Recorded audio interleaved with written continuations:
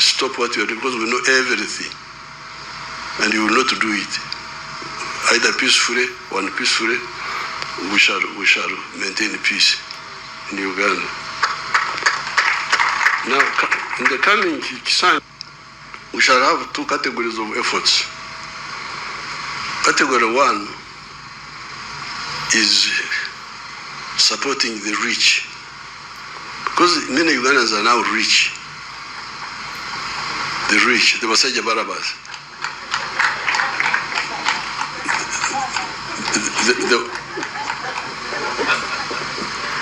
The one with commercial farms, the one with factories, the ones with hotels, including the foreigners who are coming with factories, those we shall continue supporting them. The owners of the real estate,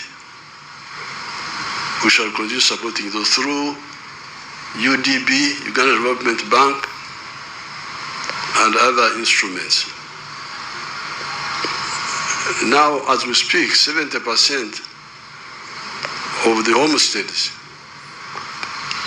are in the money economy.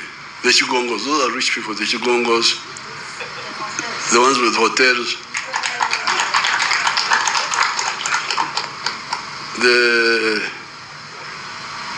these are like 70% of the population now who are in the money economy.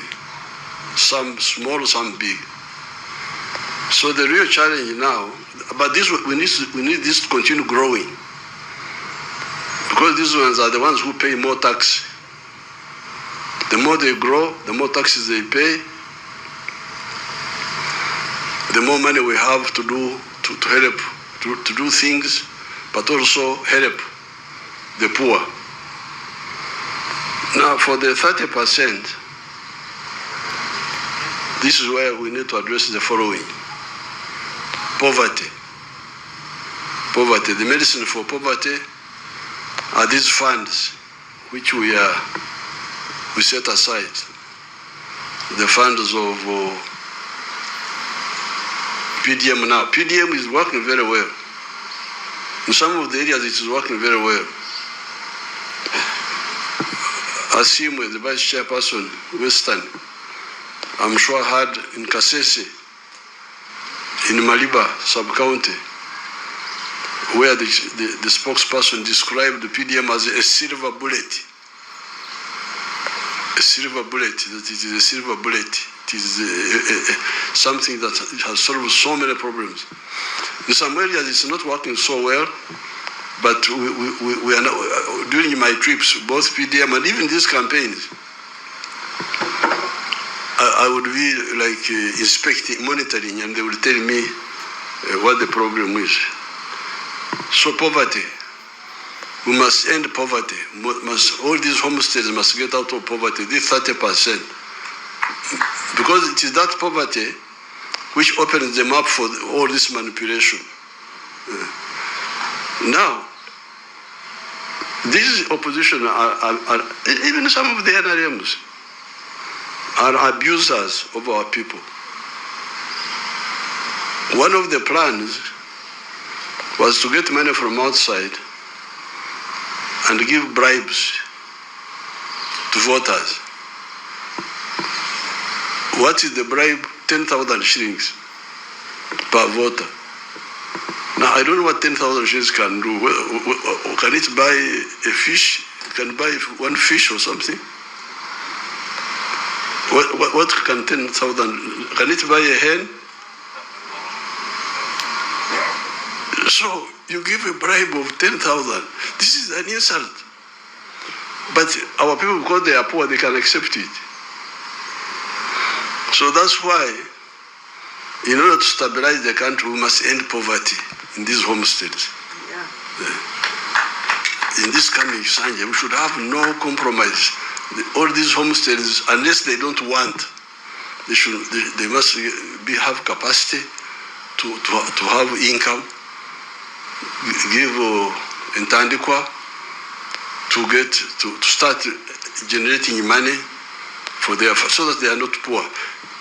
When I'm moving around, some of the families are giving me gifts. cows, because some of the families are still poor, but others are rich. They're able to. When I was in Kole, a young boy, like 35 or something, he brought 10 million shillings. During this campaign, the last one I was there, he said, I'm contributing to your campaign. 10 million, yes. So I said, what are you doing? He said, I own schools. I own 4 schools. So he was contributing to my campaign. So we must reverse the culture where the families are in need, asking to a culture of when they have a surplus which they can contribute to the church, to the mosque, to the party. You can imagine if I had 10,000 people giving me 10 million for the party, how much would that be? How much would that be? 10,000 times 10 million times 10,000. 100 billion or a trillion?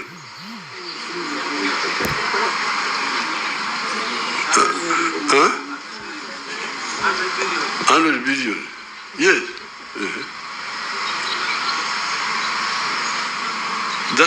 That's number one. We must end poverty in our homes, because it is that poverty which opens gate for all these other problems. The other area is education. Free education. Free education in government schools. That program was sabotaged here. All these children who are in the ghetto are because of dropping out of school, because they can't afford school fees. Then health, in the area of health, the shortage of immunization is doing well, but the problem is with the drugs in the hospitals. You, the elected leaders, you must monitor these programs in your area, because all these things are happening in portions of Uganda, parishes, sub-counties, in your constituencies. You must monitor the drugs in the hospital. What is the problem? Are they being stolen, or are they not enough? If it is a problem, then bring it up and we deal with it. What is the problem? Then corruption. This corruption annoys people. They get so annoyed. Find out from our 18 million, the 18 million who of the party, how many of them are annoyed and why? By either corruption or unfairness. Then justice. To ensure that the magistrates, decide cases fairly. Land grabbing, resisting land grabbing according to the law. Because all these are happening in the areas under us as a member of parliament. Then the issue of the roads. The tarmac roads, like this road from Mityana to Fort Portal, which had become so bad. Eventually they intervened and removed the potholes, but they are now going to work on it. But why would anybody have waited until it was so late? Or the Maram Road to Hweju, where the speaker, I'm glad the speaker suffered on that road, because she also suffered on the road to Aleptong. It's good to have a speaker who's moving around instead of the one just sitting in the office, because they don't know how the people are suffering. Those roads, even if they are Maram, they would be passable. They are where the roads are Maram but passable. So what is the problem? Why would the road be so bad and the member of parliament is there, doesn't bring it up, Then people are suffering so much. Our lady for the women, I think she's from that area.